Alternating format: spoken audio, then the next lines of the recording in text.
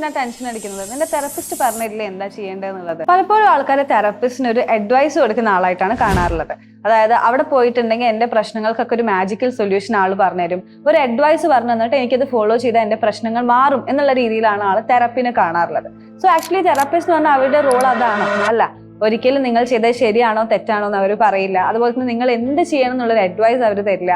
നിങ്ങൾ ജഡ്ജ് ചെയ്യാനോ ഇരിക്കുന്ന ഒരാളല്ല തെറപ്പിസ്റ്റ് എന്ന് പറയുന്നത്. തെറപ്പിയുടെ എയിം എന്ന് പറയുന്നത് നിങ്ങൾക്ക് നിങ്ങളെ തന്നെ കൂടുതൽ മനസ്സിലാക്കുക, അതായത് സെൽഫ് അവെയർ ആക്കുക എന്നുള്ളതാണ്. അതായത് ഒരു പ്രശ്നം വരുന്ന സമയത്ത് അത് എങ്ങനെ ഡീൽ ചെയ്യണം എന്ന് നിങ്ങളെ തന്നെ മനസ്സിലാക്കി അതിനെ കേപ്പബിൾ ആക്കുക എന്നുള്ളതാണ് നമ്മുടെ മെയിൻ ആയിട്ടുള്ള ഒരു എയിം എന്ന് പറയുന്നത്.